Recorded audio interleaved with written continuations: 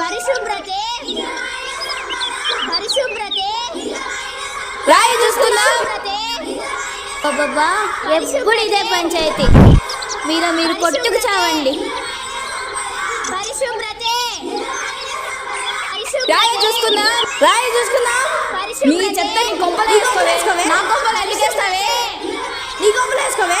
ఏంటే ఏంటే ఆపండి అమ్మా, ఏంటి మీ గొడవ? చూడండి మేడం, చెత్త ఎత్తుకొచ్చి ప్రతిరోజు నా ఇంటి ముందర వేస్తుంది. ఏం మేడం, వేస్తే ఏమవుతుంది? ఇది రోడే కదా. అలా కాదమ్మా, ప్రతి ఇంటికి 3 బిన్నెలు ఇచ్చారు కదా. ఇచ్చారు మేడం. మరి ఉపయోగించుకోవచ్చు కదా. అవును మేడం, ఇచ్చారు, కానీ వాటిని ఎలా వాడాలో మీరు మాకు చెప్పలేదు కదా.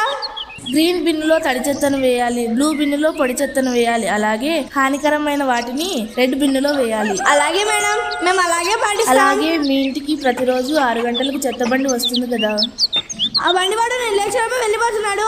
ఆ చెత్త స్నాక్లు పట్టుకోమని ఏం నువ్వు ఎన్నిసార్లు వెళ్ళలేదు? నువ్వు ఎన్నిసార్లు వేయలేదు? ఏంటి రాయి చూసుకున్నా? అయ్యో, ఎందుకు తల్లి గొడవ పడుతున్నారు? పర్యావరణం కాపాడుకోవడం మనందరి బాధ్యత తల్లి. ఇంకా గొప్పగా చెప్పాలంటే టీచర్ గారు చెప్తారు. పర్యావరణాన్ని పరిరక్షించడం మనందరి బాధ్యత. ఇందులో భాగంగా పాఠశాలలో మేము పిల్లలకు ఎన్నో బోధిస్తున్నాం ప్రకృతి గురించి. మీరు ఇలా చేస్తే ఎలా అమ్మా?